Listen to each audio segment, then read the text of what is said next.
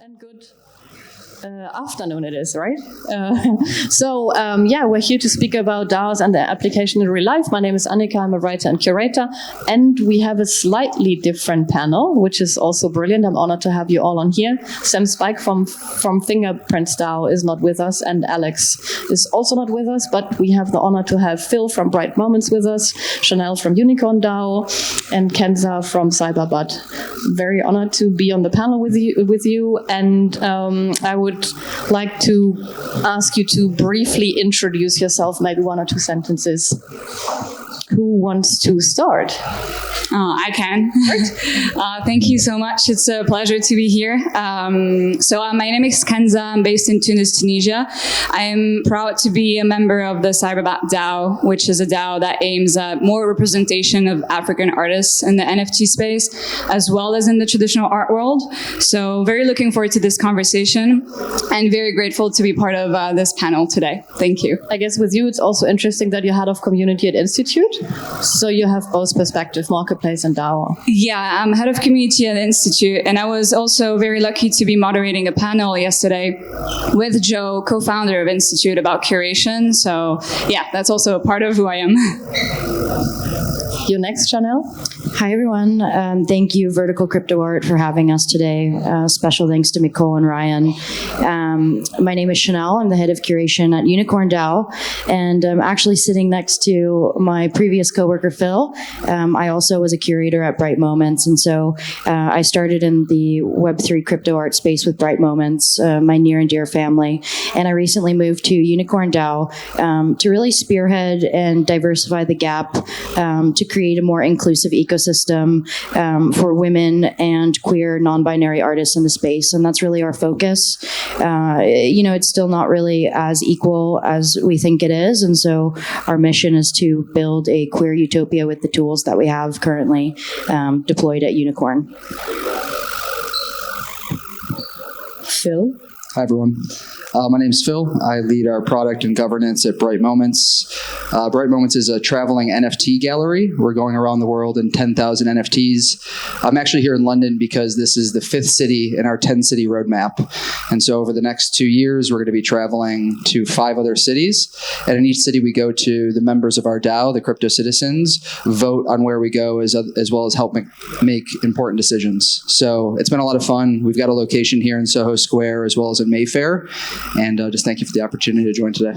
Yeah, you can all go there, right? It's how far is it? 30 minutes? Yeah, it's one stop on the tube if you take the Elizabeth line. It's right in Soho Square is our community center that's open from 7 to 10. We've got a great show with Sputniko, who's a Japanese artist. Her whole team flew into town to put together the exhibition. It is freaking awesome. You should definitely check it out. It's really beautiful, also minting the crypto Londoners. Would you like to briefly tell us how Bright Moments got started and what's the idea behind because the crypto citizens are quite important for the DAO? Yeah, and I might tap Chanel to help me with some of the memory on this one. Bright Moments started over a year ago in Venice Beach, California. Coming out of the pandemic, there was a group of us who lived in Los Angeles who had a bit of a crazy idea. We came from different backgrounds, tech, art, the local industries. And if you can put yourself in the mindset of, early spring 2021, vaccines were becoming available, case numbers were dropping, and there was a sense that we were trying to find new patterns in our life away from the quarantine that had been imposed on us. And there was a group of 40 or so of us that lived in Venice Beach, and we made the decision to rent physical real estate, which during the pandemic was not a very consensus decision. And we started showing art on Thursday nights for the local community. And from that, it snowballed into what has become Bright Moments, which is an on-chain organization where membership is represented in crypto citizens, which are non-fungible tokens. There's 1,000 of them in each city that we go to. And once we hit 10,000, that will kind of be our entire membership pool. There's a whole bunch more it could go into. Chanel was there since the very beginning, remembers the tattoo parlor with the sandy floor and the free NFTs that we gave away. It all started in Venice Beach. How about Unicorn? How did you get started? So Unicorn has been a concept for a small radical group of us for about a year. I first met Nadia actually at Bright Moments. It was a token gated event, and I snuck her in with my crypto citizen number. And she told me that one day in the Web3 space, she really wanted to use her presence and power as an activist and an artist to create a more equal DAO structure where, we could really diversify the gap in a sense of collecting art that doesn't have a presence and focus that was there in the moment a year ago. And so Unicorn DAO is co-founded by Pussy Riot. Pussy Riot's a performance conceptual art group from Russia. We really focus on activism and art as our main arms. Anything from the project of creating Ukraine DAO, raising almost 7 million to go directly to the country. And also in recent news, creating the multi-sig wallet, legalabortion.eth, which Sputniko actually donated 10% of the proceeds of her drop. So we have many different forms of donations and acquisition, but Unicorn DAO is basically focused on collecting female and non-binary art, and also deploying, various multi-sigs to really raise awareness and collectively take action in the moment now for the needs of the world. And so, we were thinking about doing this a year ago with founding members like Grimes, Beeple, Gary Vee, many different other members like Guy Osiri, Madonna's manager, Nadia, John, the co-founder of Edge Surfer, Rebecca Lamis, and we actually went public 3 months ago. And ever since, it's kind of like we were crawling, and now we're walking, and now we're running. And so it's just the beginning, but there has been a lot of exciting things because of what we're doing out there in a different way. And it's super important what you're doing, because the NFT space is still heavily male dominated, especially also with male collectors collecting male artists. Do you by any chance have numbers at hand? So as of 2021, with the statistics, it was 5%. I would say in 2022, under 20% is collected of women and non-binary focused art. Still very low percentage. Men encompass about 75% or plus of the market. And so I really encourage everywhere that I talk to really purchase blue chip and pink chip art. If we just raise our hands in the audience, how many of you are collectors and owners of an NFT by a woman or non-binary artist? That's amazing. It's actually the biggest turnout that I've seen.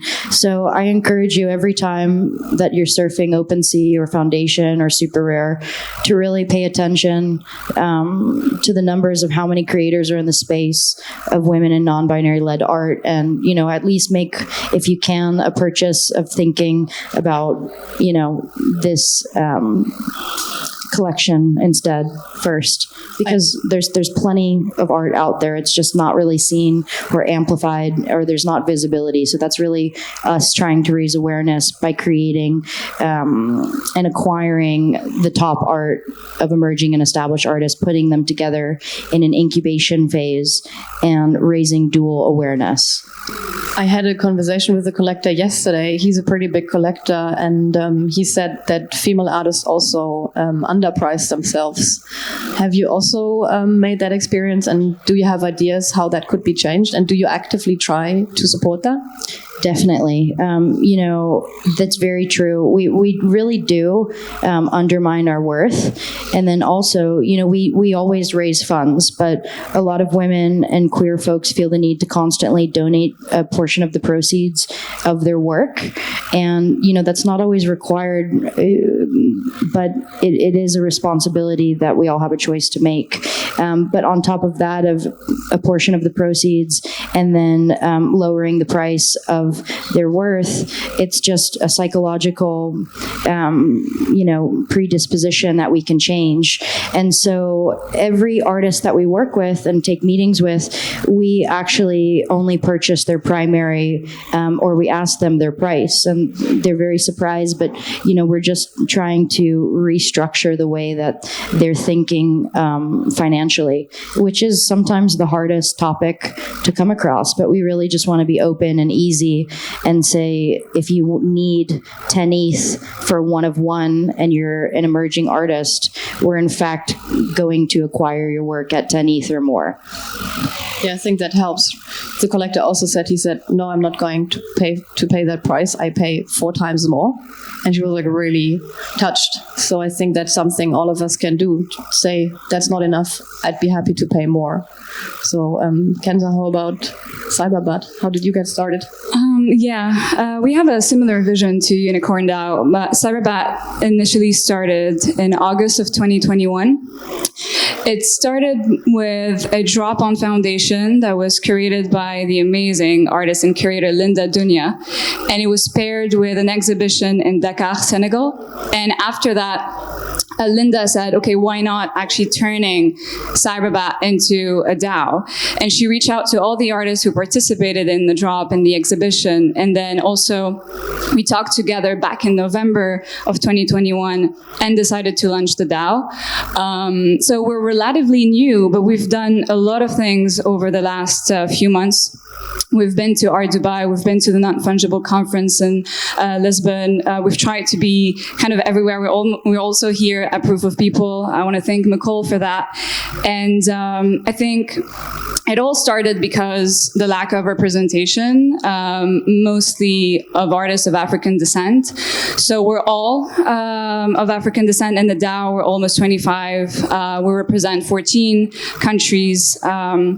And it's been kind of an interesting journey because the synergies that we have been able to create are kind of amazing. We all really have the same vision. We all have the same will of creating the same thing. So the core, let's say, like what we really want to do with CYBERBAAT is create more opportunities for artists of African descent, be able to create in real life events as well, and be very visible. So that's really what we tried to focus on since the initiation of the DAO, basically. That's great. And how are you structured? I mean, everyone, I guess, knows how a museum is structured. You have a director, then you have, curators, and you have people working there. But how are your DAOs structured, and how do you actually make decisions? So for us, it's we have a core team, which is composed of 10 people, and we're basically always on the lookout for new opportunities or events that we want to participate in, exhibitions that we want to create. Once we find those initiatives or decide to work on them, we all concert and we're like, okay, is it good? Can we go and then present to what we call the Artist Club, where we have most of the other members of the DAO. And every artist is has the choice to decide to participate in that event or exhibition or not. And it's kind of how we think about things. It's like, okay, let's first of all, within the core team, decide about those events and then present them to the rest. And in the very beginning, we launched a fundraiser to really kickstart things and allow us to participate in Art Dubai. And some of the collectors that purchased from the fundraiser became part of the DAO as well, part of what we call the Collectors DAO. And they are getting benefits for airdrops or also invitation to the events that we are participating in or organizing. So that's kind of how it is structured right now. So the incentives are important for people to be active in the DAO? Exactly, yeah. And it's a very different, I think the structure of it is a bit different than most DAOs. And one of the questions that I think you have planned for us is, do you collect... That's why I never hand out questions prior. Do you collect artworks? And right now we're not at this, we're not at this point, but it is down the roadmap. But the main focus right now is, okay, what can we do for the current members of the DAO? Great. And how are you structured? Unicorn? So actually we have Tribute Labs to thank. Tribute Labs is also one of the architects of Bright Moments, Bright Opportunities DAO, and also structures Unicorn DAO. So Aaron Wright and Priyanka Desai basically have created the framework for us to operate. And everything is, decisions are made, art is collected, things are acquired by governance and proposals. So each member purchases a seat to be a part of the DAO, and then outside of purchasing a seat at 50 ETH, that 50 ETH for a seat to be a member is actually reinvested in our treasury. And so we've raised 1,400 ETH from everyone's investment to actually acquire and continue to collect. So it's just a, kind of a recycled pool of funds. Other than being a member, we have curators, and each curator is a tastemaker and making sure that every type of art is on our radar, from metaverse to wearables to one-of-ones, avatars, generative collections, all that jazz. And so, we have an internal core group as well that really functions and makes sure that the whole ship is operating really just on par. But then our members collectively vote and decide on every single thing. And as, a curator in the space, I'm really pushing forward and making sure that the mechanism is really operating in a sense that everyone is diplomatically seen and heard, so that, if we acquire a Matthew Stone piece, that's all decided by every single member, whether they agree or not to acquire the one-of-one. Okay, that sounds great. From the outside, I guess I also often hear that comparison to project at university. There's everyone wants to be part of a project, and then there's two people working, and actually, driving the whole thing. How is it with your DAO? Bit of a critical question. How do you feel about that? I think that's the way it goes in the beginning, and I think when there's very little people starting a project in the beginning, just how I started with Phil, it actually inspires people to work with you, because then they see how much the momentum of a small core group is working, and then that's when the magic happens and everyone wants to participate and jump on the bandwagon. So I think it's actually a blessing in disguise and a double-edged sword. So it's a good push. You sound happy, so it seems to be all fine. Mm-hmm. Good. Phil, how about Bright Moments? How are you structured? And I guess now the crypto citizens are an important part. Yeah, I have a 1-sentence version, I have a 5-minute version, and probably a 50-minute version. So maybe we'll start with the 1 sentence.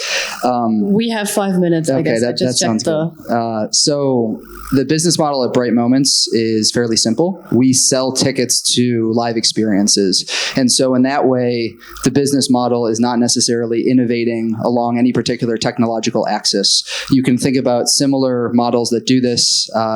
Coachella is a great one. They have an experience they put on every year that hundreds of thousands of people come from all over the world to experience and view amazing musical artists. What Bright Moments does is, as we travel to city, we work with local artists in that community to put on an exhibition for a fixed period of time. In the case of London, it's the month of July, and so we've released the London collection, which is 6 artists whose work is being displayed in person each week in July. And so in order to collect the work of these artists, we sell tickets in the form of a non-fungible token. We call it a mint pass, and that work is actually pre-sold.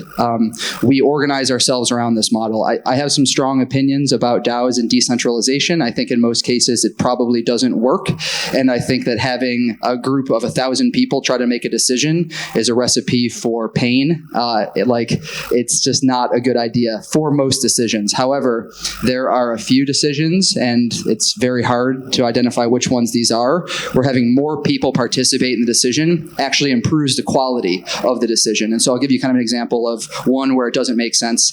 As we move into a new location, we have to find where the exhibition is going to take place. As Chanel knows, these curatorial decisions usually require 1 or 2 opinionated people who are willing to really see the entire project through end to end. You don't want to ask 1,000 people what color the walls should be. That's not a good use of their time. However, when we need the community buy-in and when we need to try to crowdsource a decision, we do look to our community. And the beauty of crypto is this sort of voting and governance comes out of the box with the cryptography that every single one of our members has. It has been the goal of nerds for the past 30 years to give everyone a public-private key pair, and crypto has created an economic reason for that to happen. And so as we travel from city to city, that's not a decision that we make behind closed doors. That is an area where we open up to our community. We currently are 4,000 plus strong crypto citizens. And when we decide where to go next, that is an area where we look to the community to help us decide. So we actually just closed a vote for the 6th city in our roadmap. We're going to Mexico City. It's going to be amazing. It's going to be this November. Following that, we know we're going to go overseas. I don't know if it's going to be Tokyo, Seoul, Bangkok, Sydney, but that's an area where we're going to look for our community to decide. And so I can kind of go into more detail, but like that decision making of when to open it up to a community vote versus when to make a decision as a core group is the crux of the challenge with DAOs, and we've tried to structure ourselves around being able to make that decision really well. So if people want to become part of Bright Moments, they need to get a Crypto Londoner. That's right. Yeah. So crypto citizens are the membership token of our DAO. There is a different collection in each city. Each one is capped at 1,000 tokens. And there's basically 3 ways to get a crypto citizen. The first way, you can purchase. These are the people that support our project. This money goes directly to our treasury to pay for overhead, salaries, all of the trappings that come with running a physical event. As those of you here know, it takes a lot of work to put this conference on. There's projectors, there's screens all over the place. In the same way that you purchase a ticket on Eventbrite to come here, we sell NFTs, a third of the collection, and those actually pay for the overhead of our gallery. So you can buy your way in, and we're very grateful to the people that do that. If you're an existing crypto citizen, 333 of the tokens are airdropped in each city to existing holders. So you have about an 8% chance, if you hold one of our previous collections, of receiving a mint pass to come to Mexico City and mint a Crypto Mexicano. So 1/3 is sold, 1/3 is given away to existing holders. And then the final group, 334, and it's very intentional that this is the largest group, is given away for free to the local community. And we do this in a number of ways. This is another area where we lean on governance. We have local community members who attend our meetups, fill out a self-nomination, talk about themselves, their experience, what they want to bring to the DAO, and then we actually use on-chain voting to decide who meets the criteria and basically gets sponsored to come mint. And so far, we've welcomed, I think, 140 people from London so far, and we're looking to mint the remaining, 160 or so over the course of July. Thank you. I've been there yesterday. It's a beautiful experience. And the tea was great. You can choose while minting either champagne or tea. I got tea. I think we need to speak about the topic as well, application in real life. How important is the in real space for you? I mean, I've been to the Crypto Berlin event. It was at Kraftwerk, like also a nightclub like here, but like really huge space. And it was so different. It felt like I was part of a theater experience, and now you're here in London and it's completely different again. So what's the feedback from the community? How important is it actually to get together in the space? Yeah, so this is an area where, Bright Moments is, we are structured sort of, you can think about it like concentric circles, where in the core, there's a team of about 20 of us who have dedicated basically every waking moment to making sure this live experience works. And this is an area where traditional DAO structures sort of break down. You asked how the IRL experience works. We have an LLC in the United States that puts its name on the lease, contracts with vendors, sends wire payments. If you're trying to go around the world to a bunch of countries and you tell vendors that, like, do they accept Ethereum, you don't get anywhere. Like, no one's going to do any work for you. And so we do need a core team that's kind of willing to be seen by the state as legitimate, that can sign contracts and things like that. With the experience here in London, as you know, Berlin was massive. It was like, how big was the space? It was 8,000 square meters. Brutalist mecca of meccas. It was insane.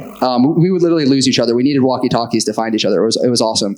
And so this is an area where having a small group of people decide what the next experience should be is, I think, actually better than the groupthink that comes from voting. So in London, if coming out of Berlin, we had asked the community, what do you want us to do? It may have been bigger, better, but when we got to London, we felt that wasn't the right vibe. And so as a group of 20 of us or so, everyone thought, we were going to zig, so we zagged. So we went as small as possible. So we went from 8,000 square meters. We went from the biggest screen that they sell. Like we asked them, they didn't sell a bigger one. It was massive. It was the size of a wall.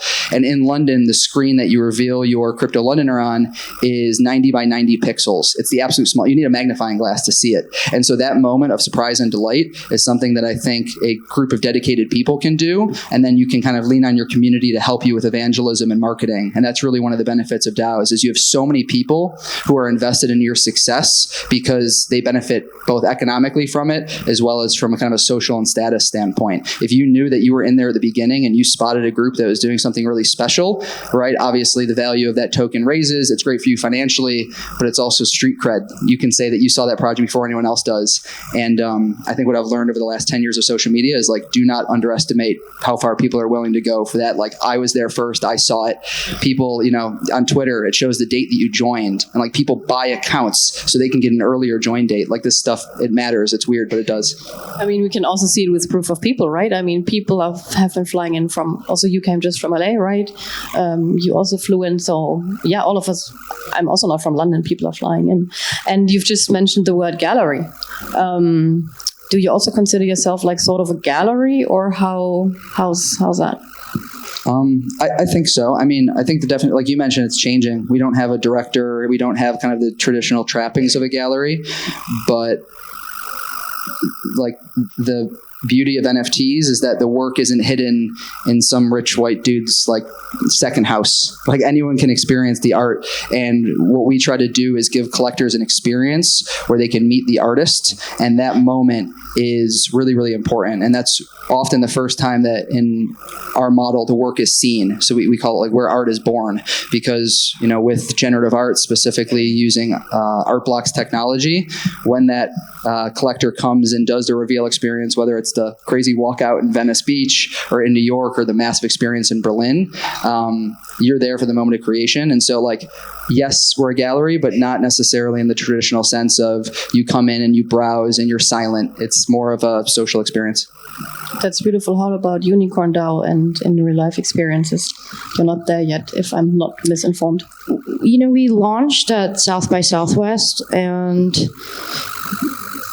everywhere that you go, from like NFT NYC to South by to all of these conferences except Proof of People and Bright Moments, it's been a bro fest. Take, for example, the Bored Apes and just like all of these curated events. They're the same vibe over and over. And so we are just at the tip of the iceberg with physical events and meetups, and that is yet to come. But South by Southwest, we really rocked people's worlds for just being like the most flaming gay, radical, crazy, avant-garde musical lineup meets immersive gallery meets just sheer fun of like saying we're here the loudest that we could be, with like, you know, Nadia headlining and whipping the crowd and having orthodox backwards crosses everywhere and BDSM gear. I mean, we're just unapologetically ourselves, and I think that the crypto space needs their feathers ruffled a lot. And so it's been good so far to just be wild and open and free. I'm just checking the audience. I think it's 50-50, right? Male, female, if I'm not definitely wrong. A great mix. Thanks everyone for looks good. making it out. Yeah, you look gorgeous. So how about you in CYBERBAAT and the physical spaces?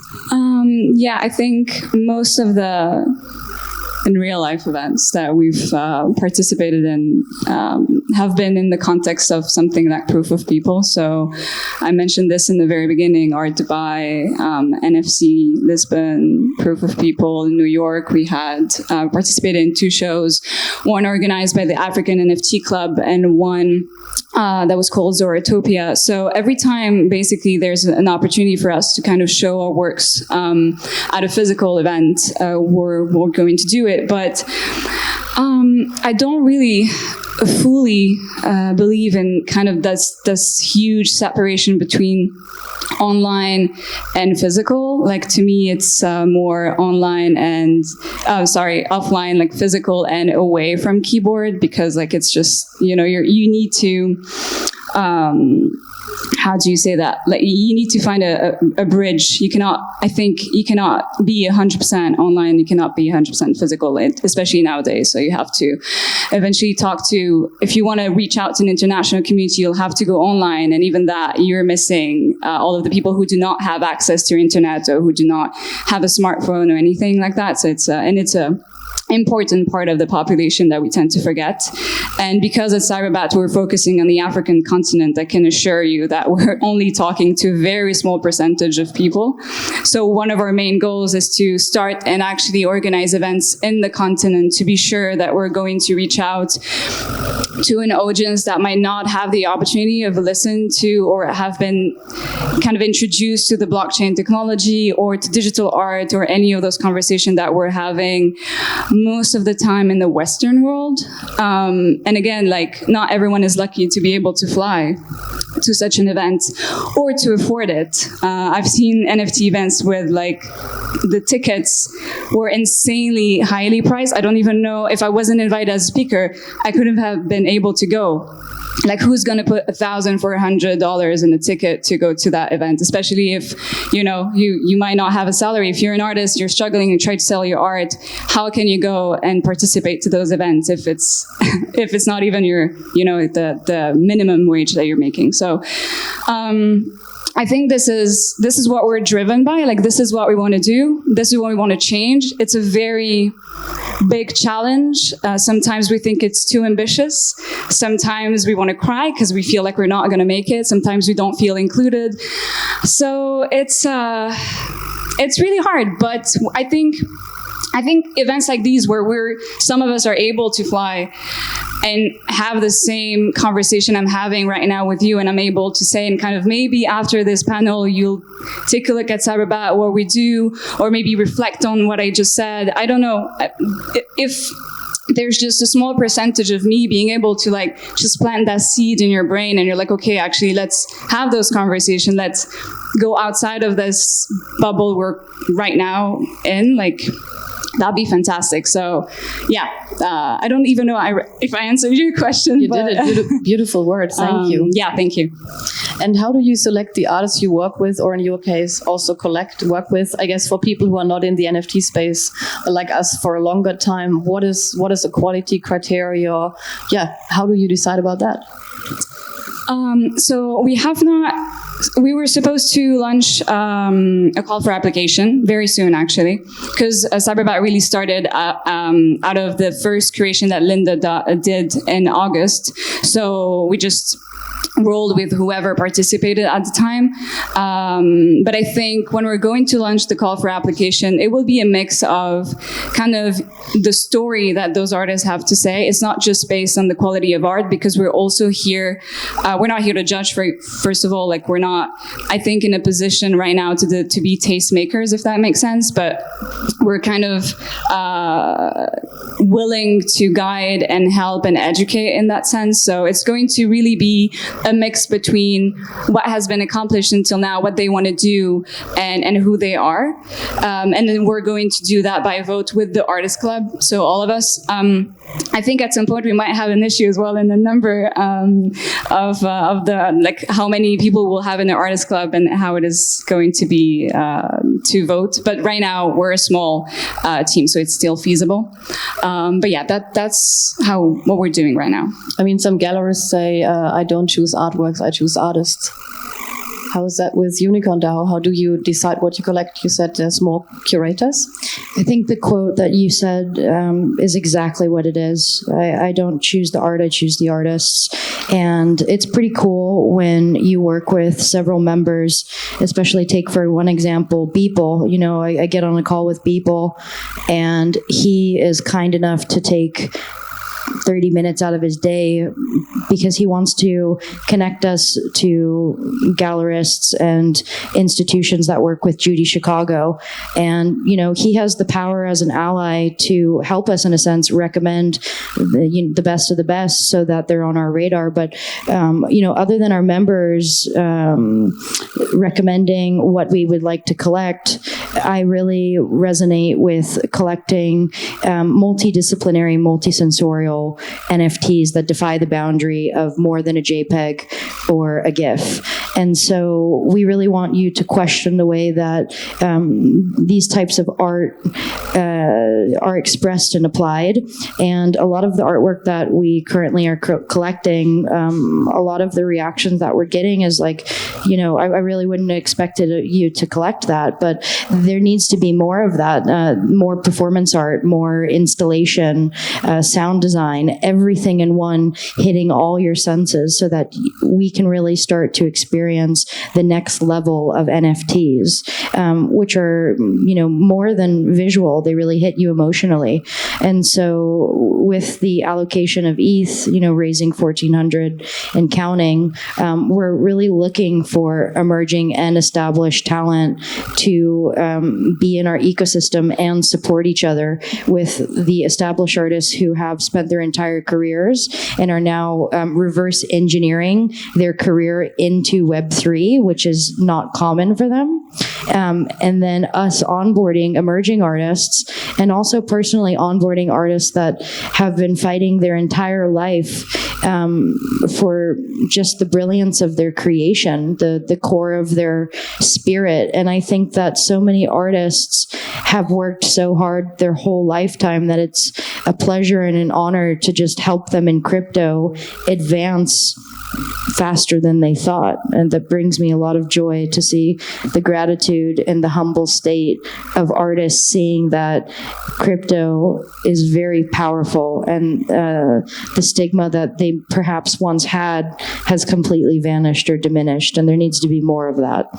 I mean, Marina Abramovic, I work with Circa on the project, has just announced her NFT. The drop happens on July 25th, and you help. And for her, it's really important because as a performance artist, she experienced that people don't take her serious.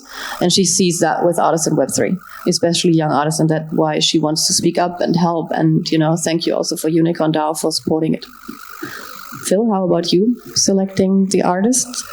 Yeah, so I think there's sort of two. There's the strategy and then tactics. I think starting with strategy, if doing a show with an artist is getting married, you want to try to date first, and you want to have the opportunity to get to know who they are. Like you said, the artist, not the art. And the in-person experiences is really the secret sauce there. And the best way to work with an artist is to inspire them and to have them approach us with an idea that we are uniquely suited to help them pull off. So to give an example, one of the very first shows that we did, it was in Venice Beach with Aaron Penne and Bretta. It was called Rituals. It was a series of 200 generative artworks that were minted over the course of 50 hours straight. So our team stayed up like lunatics for an entire weekend, and every 15 minutes, someone showed up with a minting appointment. And if you think about it, it's like, okay, well, that sounds great at 12 noon, but what if your minting appointment is at 3:15 in the morning? And people flew in from all over the country and showed up at 3 o'clock in the morning, and we're like sleep deprived, minting NFTs. It was an experience where we placed 4 subwoofers in a completely dark room. You sat in a zero gravity chair, and then you sat in the center of sort of this very interesting like audio experience as the ritual was shown in front of you. So experience aside, we invited other generative artists there just to experience the mint, and they walked away from that saying, if I could do something that is it inspired them to do other shows. And so I think that in-person tactic, meeting at a conference is great, but come let artists see you do what you do best. Come help them understand how you can help them achieve your vision. And then, you know, from kind of a strategy standpoint, I think taking your question up a level, like deciding how to choose. So choosing is one thing, but also you have to think about the framework. And one is closed door. There's groups of people like Chanel or curators who have taste, and they are selected for their ability to spot diamonds in the rough. That is a very valid path. There's also sort of like, let's let people vote and let's do wisdom of the crowd. That is also a valid path. There's not one thing that's right, but being able to say, we're going to test something, we're going to do an experiment in a way that has sort of a low cost of failure and iterate really quickly is a useful model to think about. So if you're trying to decide, hey, is there something in there in community curation, like if you spend time figuring out who your members are going to be and you trust their judgment, can you do an experiment that allows them to choose artists that maybe you're not aware of in a way that is low cost, low risk, and then build up from there. Thank you. So, and artists, I guess, can also come visit, I don't know, you here in London and then say hi and meet you. Great. So do we have questions from the audience? Yes, we have. Do we have a microphone? Beautiful. Hey guys, thank you for your time. So I think Sam has offered a lot of examples of how a DAO structure has come in useful, particularly as a DAO structure versus a more conventional form of distributed organization.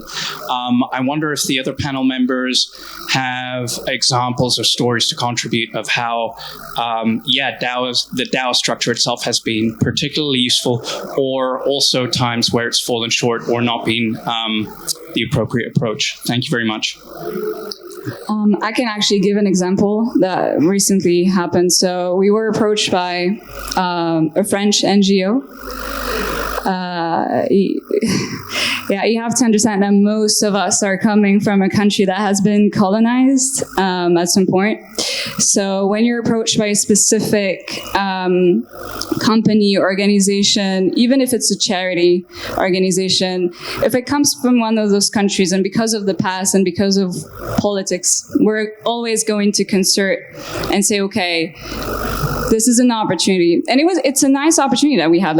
We're not questioning that or kind of the honesty of the charity or the project, but we still want to discuss all together about it and say, okay, is it in line with our values and principle? Do we really want to be associated with that, or do we want to create our own narrative? Because we thought of the blockchain as a way of decolonizing the arts, if that makes sense. So there's a lot of organization right now, just as Luti, for example, who are trying to digitize some of the artifacts or art that has been stolen by some of the colonizers. And so we're trying to see, okay, can we reclaim them in a digital way? So when we talked about this, so some of the members of the DAO were like, okay, and then others were like, maybe not. And because we didn't found arrive to a clear answer, we're like, okay, let's just put this on pause and see that, and maybe that's just a no. Because if there's not a yes, or if there's just a little bit of doubt, it means that we're not ready to completely go for this opportunity. So we said no. That's an example. Maybe you want to answer. Anyone else? I'm going to pass the torch to Phil, because I feel like everything that you said about making decisions and moving quickly was exactly the way that DAOs should operate, because some decisions can take forever. And just one example, when Roe versus Wade was overturned, that absolutely wasn't a decision that anyone had to vote on and say yes or no on. It was absolutely dire that we created the multi-sig of legalabortion.eth and started raising funds. And so without a doubt, making certain decisions that are dire and agreeable, we just go for it. And Nadia has the power to decide that, because it's everything we stand for. But take, for example, when we are at a split vote of acquiring a certain piece, we do ask every single person to chime in and vote so that a decision is made. And there's no hard feelings. If something is acquired, it's acquired for a very specific reason. And if it's not, we can reconsider it and bring it back into proposal if things are deferred and passed through the system of governance, which is on-chain voting that Tribute Labs has organized for us. And as the Unicorn DAO core team works together with Tribute Labs, we then vote on every single thing when it comes to acquiring a collection, and also, creating different events around acquiring the collections, and having certain particular drops that are Unicorn DAO related. Phil? Sure. So I think there are certain advantages that being structured as a DAO gives you as opposed to a traditional corporation.